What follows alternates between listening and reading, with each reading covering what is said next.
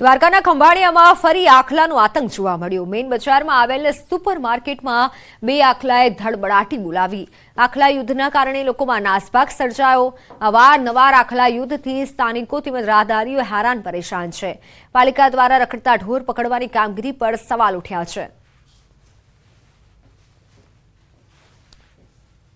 મોરબીમાં બેફામ ડમ્પર ચાલકે અકસ્માત સર્જ્યો। ડમ્પરે બાઇકને અડફેટે લેતા એક વ્યક્તિનું કરુણ મોત નીપજ્યું છે। મણિયા મિયાણા હાઈવે પર અકસ્માત થતા બે ઇજાગ્રસ્ત થયા। પોલીસે ગુનો નોંધી વધુ તપાસ હાથ ધરી છે। વડોદરામાં મોડી રાત્રે ડમ્પર ચાલકે બે મહિલાઓને કચડી નાખી। અક્ષરચોક પાસે અકસ્માતમાં બે મહિલાઓના મોત નીપજ્યા છે। ગઈકાલે મોડી સાંજે ડમ્પર ચાલકે ટુ વ્હીલર પર જતી મહિલાઓને અડફેટે લેતા બંનેનું ઘટના સ્થળ પર મોત નીપજ્યું છે। વડોદરામાં સાંજના સમયે રાહદારીઓ વાહનોને જ્યારે ભારદારી વાહનોને શહેરમાં પ્રવેશવા પર પ્રતિબંધ લગાવવામાં આવ્યો છે, છતાં બે રોકટોક ડમ્પર પ્રવેશ કરતા હોવાની બૂમાબૂમ ઉઠી છે। બનાસકાંઠા પાલનપુર કલેક્ટર કચેરીએ ગ્રામજનોના ધરણા પ્રદર્શન। ચંડીસર ગામની સરકારી પડતર જમીન ખાનગી ટ્રસ્ટને સોંપી દેતા ગ્રામજનોમાં આક્રોશ જોવા મળ્યો। ગ્રામજનોએ કલેક્ટર કચેરીએ એક દિવસના ધરણા પર ઉતરી વિરોધ પ્રદર્શન કર્યું। તંત્ર અને ખાનગી ટ્રસ્ટની મિલીભગતના આક્ષેપો સાથે ધરણા કરવામાં આવ્યા। સરકારી પડતર જમીનમાં કૌભાંડને લઈને ગ્રામજનોએ કલેક્ટરને આવેદનપત્ર સોંપશે। અમે આજે ધરણા ઉપર ઉતરવાનું કારણ એક જ છે કે સરકારી જમીન પડતર છે, રેકડ ઉપરથી 50-60 વર્ષથી ચાલતી આવે છે, એ ખાનગી ટ્રસ્ટને આપી દેવામાં આવી છે। એના માટેનો અમે એક ધરણા કાર્યક્રમ કર્યો છે। અમે ન્યાય માટે કર્યો છે અને અમારી ન્યાય સાચો મળે એવી અમે અપેક્ષા રાખે છે। સુરેન્દ્રનગર અને કચ્છને જોડતા દુધરેજ પાસેના મુખ્ય પુલ પર નર્મદા વિભાગ દ્વારા પુલનું ચેકિંગ હાથ ધરવામાં આવ્યું।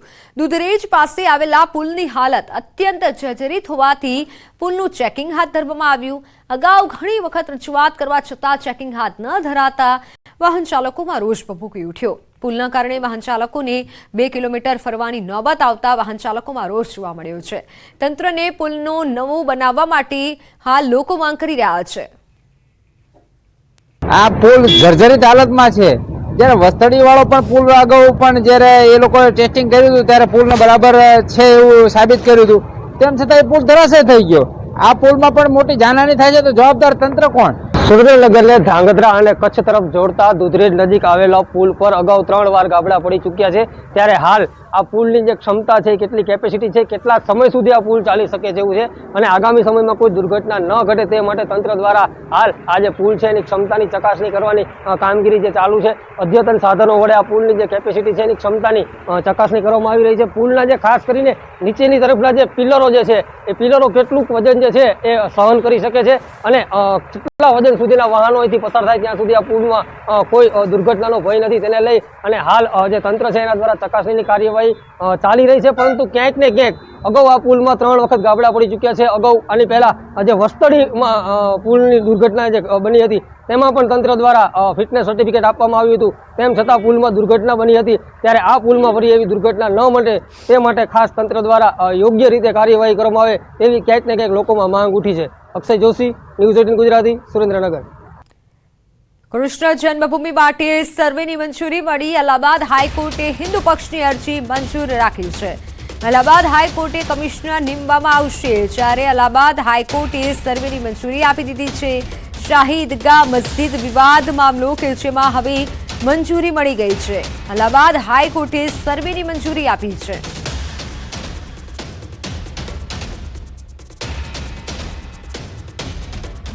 તો અમદાવાદમાં ફ્લાવર શોને લઈને એક મહત્વના સમાચાર સામે આવી રહ્યા છે। લાખો પ્રકૃતિ પ્રેમીઓના ઇંતજારનો હવે અંત આવ્યો છે। 30 ડિસેમ્બર આસપાસ અમદાવાદનો ફ્લાવર શો શરૂ થશે।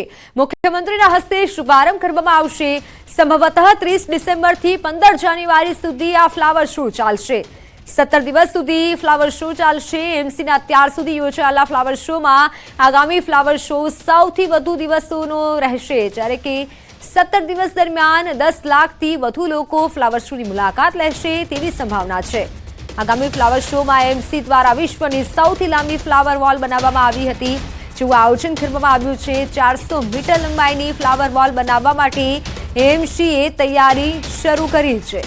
સૌથી લાંબી 180 મીટરની ફ્લાવર વોલનો રેકોર્ડ હાલ ચીનના નામે નોંધાયેલો છે. ઓનલાઈન પર સંવાદદાતા પ્રણવ પટેલ જોડાઈ ચૂક્યા છે. જી પ્રણવ, હાલ ફ્લાવર શોને લઈને શું વધુ અપડેટ મળી રહી છે?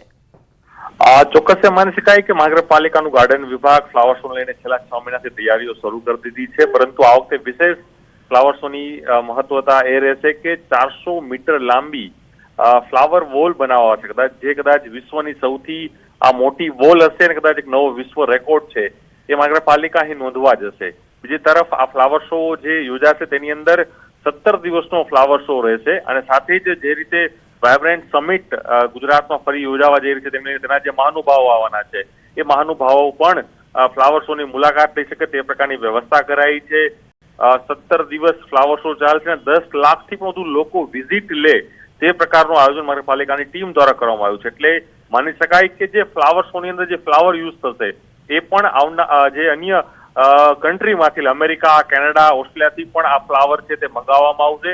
એટલે એક નવી રોનક છે મહાનગરપાલિકા અમદાવાદ શહેરમાં જોવા મળશે અને સાથે જ ફૂલોની મહેક સાથે અમદાવાદ શહેરની ખૂબસૂરતીમાં ચાંદ લાગશે. બિલકુલ પ્રણવ, આભાર સમગ્ર માહિતી બદલ.